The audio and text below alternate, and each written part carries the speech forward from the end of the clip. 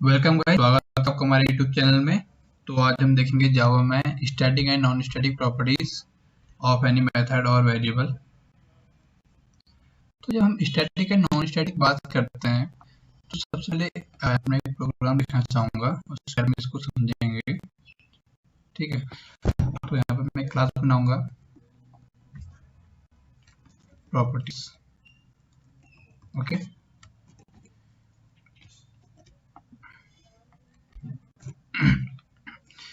यहाँ पर मैं एक वेरिएबल असाइन करता हूँ int x = 10 and static int y = 20।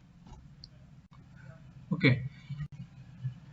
And यहाँ पर एक मेथड बनाऊंगा जो हमारा void मेथड होता है, मेन मेथड।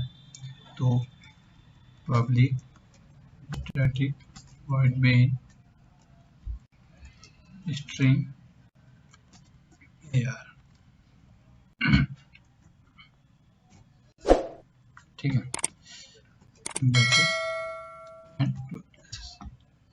सो यहाँ पर मैं एक वेरिएबल और असाइन करूंगा int z = 25।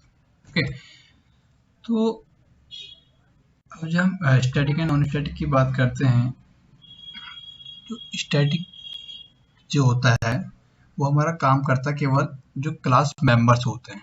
ठीक, यानी कि जो हमारी क्लास के अंदर जो भी मेंबर्स होंगे उन्हीं पर हम इसका यूज़ कर सकते हैं स्टैटिक कीवर्ड का। जैसे कि यहाँ पर हमारा मेथड है, ये हमारा एक मेंबर मेथड है, और जो int y है ये क्या हमारा int y और या int x ये हमारे क्या है डेटा मेंबर्स। तो मेंबर्स वो होते हैं, मैंने पहले भी आपको वीडियो में बताया है। तो मेंबर्स वही होंगे जो डायरेक्टली इनसाइड द क्लास है, बट जैसे कि अब यहाँ पर अपने मेथड के जो अंदर लिखा है ये कोई मेंबर नहीं है। जो हमारा int z है ये यहाँ पर कोई भी मेंबर नहीं है, but int y and int x are the members of the class and the public void main method is also the member of the class। ठीक है, सो जो स्टैटिक मेंबर होता है it can be accessed directly using the class। okay, no need of object। तो इसको use करने के लिए हमें ऑब्जेक्ट की नीड नहीं है। जो भी हमारी स्टैटिक प्रॉपर्टीज हैं उसको एक्सेस करने के लिए आपको किसी भी ऑब्जेक्ट की आवश्यकता नहीं होती है, क्योंकि ये डायरेक्टली क्लास जो हमारी क्लास है उसको डिनोट करते हैं। ठीक, तो ये क्या हमारी डायरेक्टली एक प्रॉपर्टीज है क्लास की जिसको हम विदाउट यूजिंग ऑब्जेक्ट एक्सेस कर सकते हैं। एंड जो हमारी जैसे प्रॉपर एक int x मेंबर जो हमारा है इसके लिए अभी कोई भी मेमोरी स्पेस एलोकेट नहीं हुआ है, बट जो स्टैटिक int y है इसने मेमोरी में हमारा स्पेस ऑक्यूपाई कर लिया है। ठीक, तो अगर मैं इस int x को बिना मेथड का ऑब्जेक्ट के प्रिंट करने जाऊंगा तो ये एरर देगा। आइए देखते हैं, system.out.println हमारा आउटपुट कमांड होता है एंड मैं यहाँ पे लिखता हूँ x। ठीक है, ये देखते हैं क्या शो होता है यहाँ पर। सो हमारे जो क्लास का नाम है वो है javac compiler fifth.java।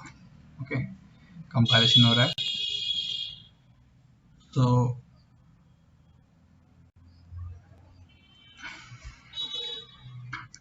अब देखिए यहाँ पर एक एरर आ चुका है, non static variables x can not be referenced from a static context. तो देखिए हम इसे एज ए स्टैटिक यहाँ पर मान के प्रिंट करने की कोशिश कर रहे हैं, बट इसने एरर दिया कि नॉन स्टैटिक वेरिएबल। तो हमारा ये क्या है, नॉन स्टैटिक वेरिएबल है। तो जो भी ये बाय डिफॉल्ट क्या है, एक नॉन स्टैटिक मेथड है। अगर मैं यहाँ पर स्टैटिक मेथड को प्रिंट करता हूँ y, तो चलिए देखते हैं क्या आउटपुट आता है हमारा। दोबारा से कंपाइल करेंगे।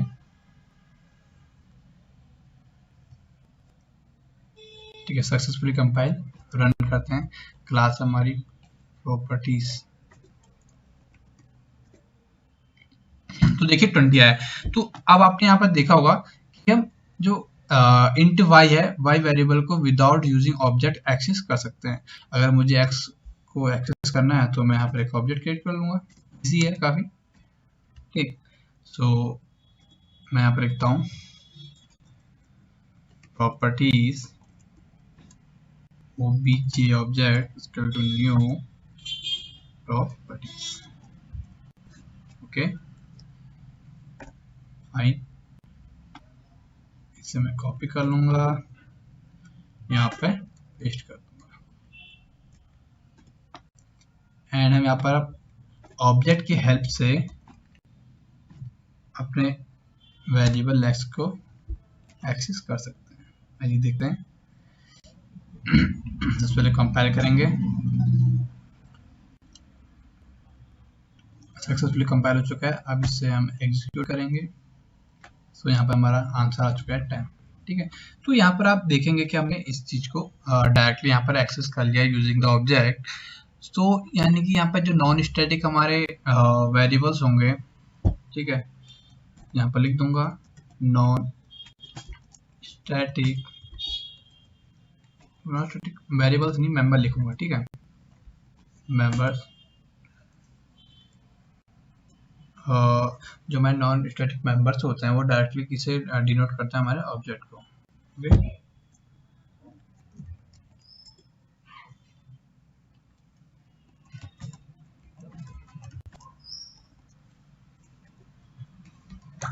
okay? तो अगर ऑब्जेक्ट को डिनोट करें तो विदाउट एग्जिस्टेंस ऑफ ऑब्जेक्ट हम इन्हें एक्सेस नहीं कर सकते। तो यहाँ पर हम देखा कि अगर हम स्टैटिक, और अगर मैं आपको यहाँ पर जो आपको बताया था कि अब जो स्टैटिक का यूज है केवल हमें डेटा मेंबर्स के साथ ही कर सकते हैं, या डेटा मेंबर मेथड के साथ ही इसका यूज कर सकते हैं। तो जो भी क्लास का मेंबर होगा उसके साथ तो इसका यूज कर सकते हैं, बट अगर मैं इसे स्टैटिक इंट यहाँ पर लिखता हूँ तो ये क्या रन होता है या नहीं, आइए देखते हैं।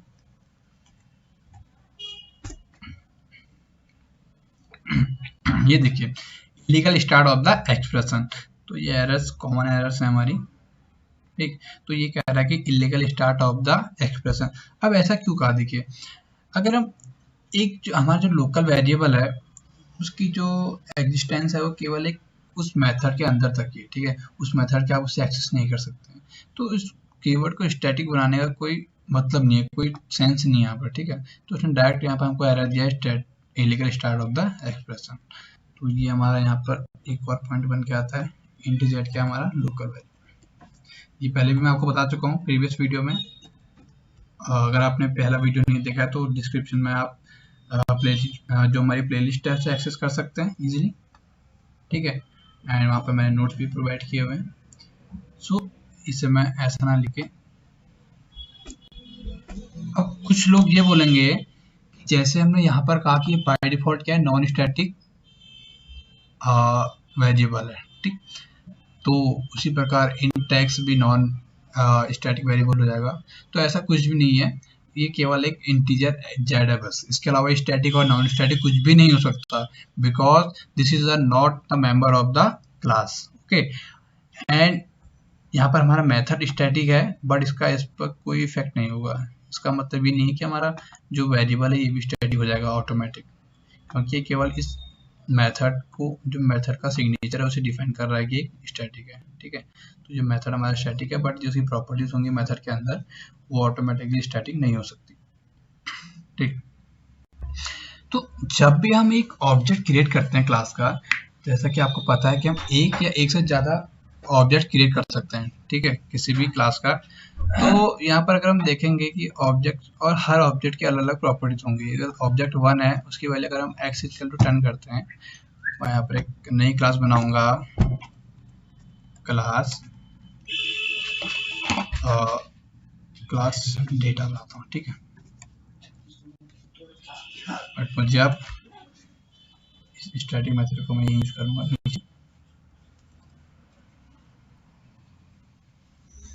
इसको मैं यहाँ पर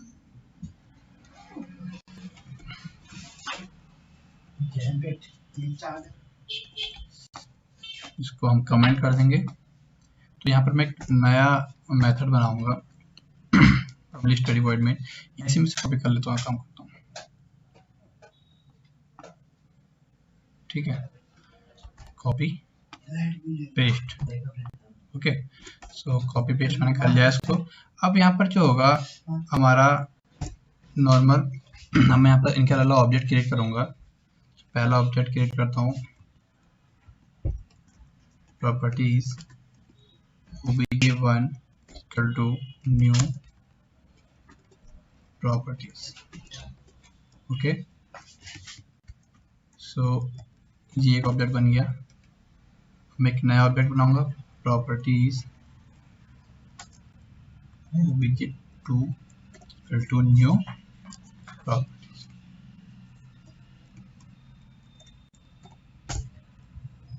अब देखिए इसमें क्या क्या हमारे पास प्रॉपर्टीज हैं ऑब्जेक्ट के लिए।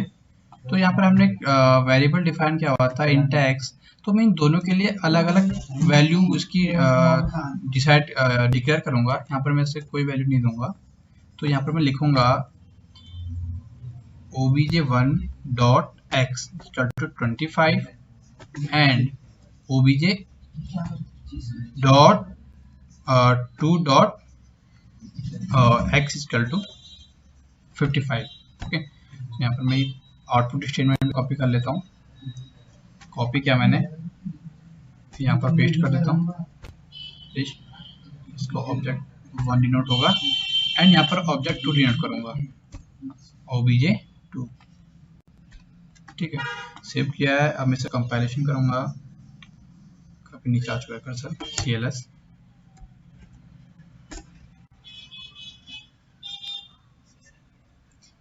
तो यहाँ पर एक एरर आई हुई है, जहाँ पे स्पेलिंग गलत है हमारी प्रॉपर्टी से, कोई नहीं, इसे हम करेक्ट कर लेंगे।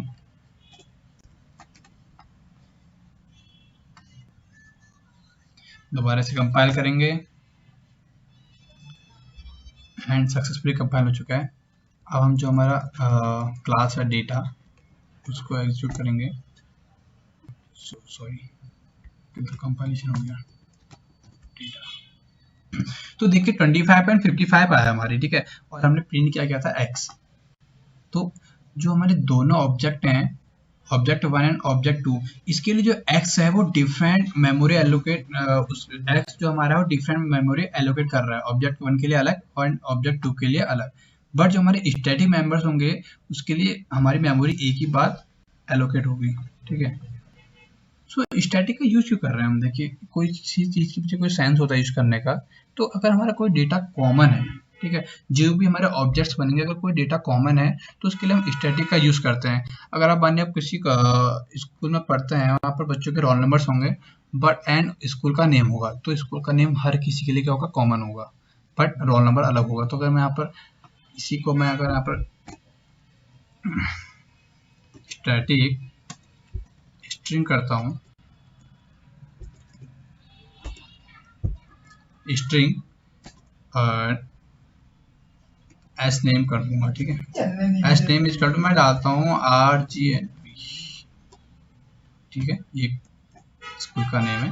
तो ये हमेशा हर चीज के लिए क्या है, कॉमन है, तो मैं इसका यूज डायरेक्टली कर सकता हूँ। तो इसके लिए केवल एक ही बार मेमोरी हमारी ऑक्यूपाई होगी, ठीक। अब देखिए जो नेम है वो सेम है, बट मैं यहाँ पर इसे चेंज कर सकता हूँ जब ऑब्जेक्ट बना रहा हूँ, ठीक। तो जैसे मैं यहाँ पर ऐसे चेंज कर देता हूँ, obj1 के लिए obj.1 कोशिश करते हैं, देखिए तो यहाँ पर हमारा एस नेम जो है इसका तो मैं कुछ भी डाल देता हूँ, ठीक है। एंड यहाँ पे इसे प्रिंट करने की कोशिश करूंगा, ध्यान से देखिएगा, कॉपी एंड पेस्ट। तो ये क्या हमारा obj1 डॉट एस नेम, आई चेक करते हैं कि हमारा जो कमांड एंड इंटरफेस था वो पूरी तरह से हट चुका है, कोई बात नहीं। सो इसमें चेंज कर दूंगा उसकी directory, cd Java content and यहाँ पे जावा फिर डॉट जावा। कंपाइल हो रहा है प्रोग्राम हमारा,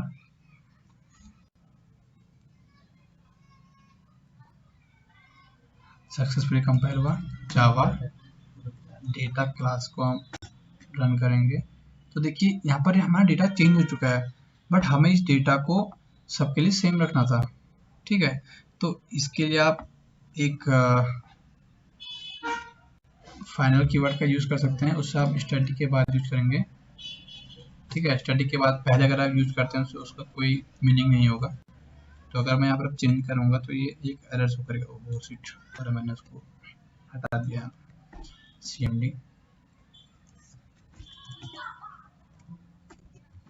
नहीं, फटाफट से मुझे डायरेक्टली चेंज कर दूंगा। java fib.java। ओके, अब यहाँ पर देखिए क्या कर रहा है। देखिए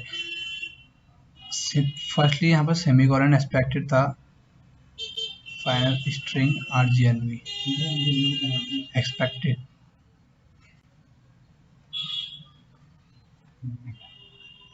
आइडेंटिफायर एक्सपेक्टेड, आइडेंटिफायर हमारा एक्सपेक्टेड था यहाँ पर। ओके, फाइनल की फाइनल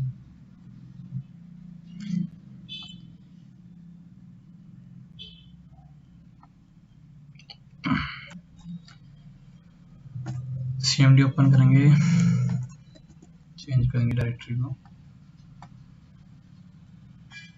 ठीक है, cd java content java fib.java। Okay, compile होगा। ये देखिए ठीक कह रहा है can not assign a value to the final variable. तो अब यहाँ पर हम इसका नेम कोई भी हमारा, अगर हम अपनी क्लास किसी को प्रोवाइड करते हैं या अपना पैक हमारा होगा वो प्रोवाइड करेंगे यूज करने के लिए, तो वो इसकी प्रॉपर्टीज या इसकी वैल्यू को चेंज नहीं कर सकता क्योंकि फाइनलाइज हो चुकी है। ठीक है गाइस, सो आशा करता हूँ आपको वीडियो अच्छा लगा होगा। So thank you for watching the video and please like, comment and subscribe. तो मिलते हैं अगले वीडियो में। Thank you.